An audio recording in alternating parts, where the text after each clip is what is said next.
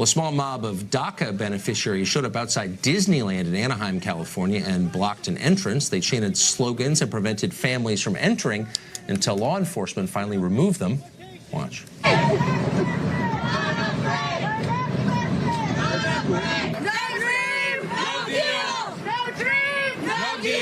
Can you tell me why you guys chose Disneyland?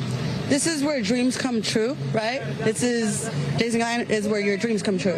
And we want our dreams to come true. So at least one group of illegal aliens isn't hiding in the shadows. Instead, they're screaming at tourists at an amusement park. Imagine what it takes to act this way. You show up in a country that's far better than the one you left. That's why you came here. Wouldn't you be grateful? These people are not. They're angry. They're entitled. They literally have no right to be in America, but they're full of menacing demands, and not just at Disneyland. We've seen a bunch of demonstrations like this all over the country in the last year. People demanding immediate citizenship and the free stuff that goes with it, some of them waving foreign flags. The question is, would any other country on earth put up with this? Even sensitive beta male Canada would probably draw the line at this. Try sneaking over their border illegally and blocking access to Niagara Falls. They'd deport you. They'd probably apologize as they deported you, but they would deport you. It's worth remembering that a lot of our immigrants are not at all like these people you see on the screen. They are grateful to be here. They work hard. They mind their own business. They add a lot to this country. Let's find more people like that. The people you just saw on the tape, we should track every one of them down and boot them out of this country tonight and for good. They're exactly the kind of people we don't want here. Of course, those protesters won't be deported. No one ever is. The current Democratic Party believes enforcing borders is a human rights violation. For 2 days, House Democrats have been savaging Senate Minority Leader Chuck Schumer for allowing the government to reopen without amnesty for people here illegally. You said Senate Democrats are getting their butts kicked on the shutdown debate. Is that true? I'm not sure the exact words, but the sentiment that we did a poor job in messaging is correct. I'm disillusioned. I think they're caving. Democrats are pretty good at articulating values, but a little weak on defending them. Kathy Sheehan is the mayor of Albany, New York, the capital of that state. It's also a sanctuary city, and she joins us tonight. Ms. Mayor, nice to see you.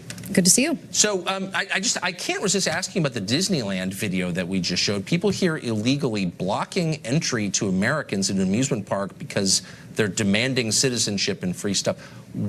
What country would put up with that other than ours? Well, listen, this is a country that values free speech and the right to protest. And these are young people who feel that they were given a promise and that DACA was a way for them.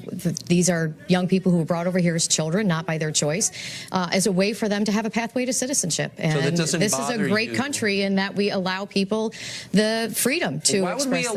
Why would we allow foreigners? By the way, why would you want someone in your country who's not grateful to be here, who's demanding of American citizens the right to vote and get benefits?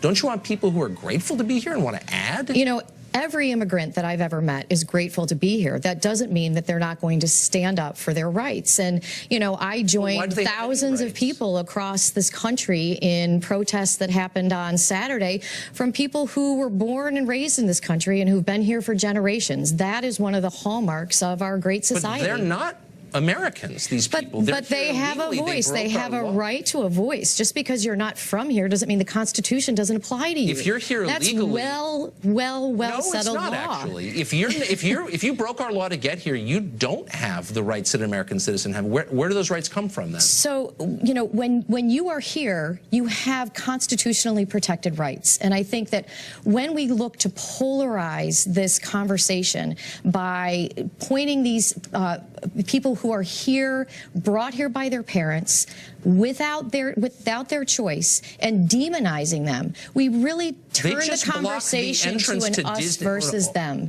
Whoa, slow down. They block the entrance to Disneyland, okay? I didn't do that. They did that. Do they bear any responsibility for doing that? And there are Americans who use their right to free speech to block entrances, to shut down roads, and to protest things in this country. Do you see and whether you were born here or you weren't born here, it's not a matter of being born here. You have that right. No, it's a matter of citizenship. Citizenship is meaningful to most Americans. They think you're different if you're a citizen. And they want to be on a path to citizenship. Okay. These are young people who are working hard and who have worked hard. These are people who, in the middle of be on a path to? Weekday, we're blocking Disneyland. So tell me they were working hard. So a new Harvard poll shows that 4 out of 5 Americans, 81% of Americans, want less legal immigration, a lot less. Where were their interests? Where are their interests in the modern Democratic Party? 4 out of 5 Americans of all political parties want less legal immigration. Are you aware of that? Well, and I think that that's really a stunning number, and it demonstrates that we need to do a better job of communicating how important immigration is to our cities and to our country. And, you know, you look at a city like Albany, New York. We have an aging population. A lot of the growth that's happening in our city is happening because of immigration. The #1 complaint I get from employers is that they can't find people to work. And so we've got a real workforce development challenge in the city of Albany and in the capital region, and immigration is helping to fuel that workforce. I wonder, though, I mean, so for example, I was just looking at stats provided by the Albany School District, and I think you've said before that your city's about 40% foreign-born. No, it's about 11% foreign-born, but we have okay. about 40 languages spoken 40 in languages, our schools. my mistake. But that's a pretty high number. So in 2017, of 8th graders in Albany schools, 0% qualified, 0%, according to your stats, qualified in math. Well, so that seems to me like a crisis much larger than anything you're describing. The challenge is where the outrage is. The challenges in our school district existed before we had the immigration that we have now. Right. I'm not saying that, but I'm just saying, like, why? I wonder why I've never heard you as outraged about that as you are about, I don't know, enforcing federal immigration law. That seems like a crisis. Would you agree that's a crisis? 0% of 8th graders? Well, that's absolutely right, and that is why, you know, that's another whole conversation we can have about the work that we are doing to partner with our school district and to ensure that we're turning that around, and by bringing together our institutions of higher education, our business community, you know, our healthcare, so that we are addressing those issues. Do you think that bringing in more students who don't have English as a first language helps or hurts that? I think that when you look at what we are doing with our new language learners, that we are having interventions that are helping them to So it's a problem that you need to solve. You just conceded it's a problem. You're trying to make the problem better, but it is a problem when you import people who don't speak English as a first language. Why would you add that burden to schools where 0% of 8th graders are proficient in math? 0%.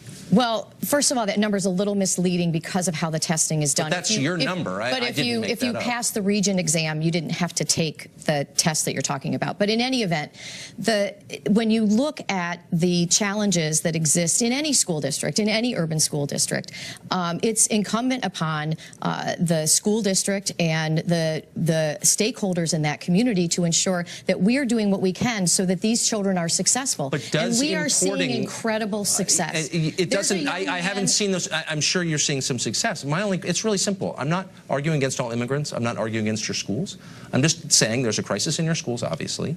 Does importing more immigrants make it better? And you've conceded no, it doesn't. It's a problem that you need to solve. I don't see it as making it better or worse. I see it as an asset to the city to see that we have the opportunity to continue to grow, to continue to have economic development. So what's the right number then? If bringing in more people from third world countries makes Albany a better city, is good for your schools, it's good for your economy, what's the right number? How many people do you think need to come from foreign countries to Albany for you to get really rich? So, you know, this is where the federal government needs to step up and decide what immigration policy is going to be. That happens at the federal level. As the mayor, though, you're making the case that they make your city more prosperous, and I'm saying, what's a good number? I would advocate to ensure that we have enough people on H-1B visas. We are we have one of the largest semiconductor manufacturing facilities in the capital region.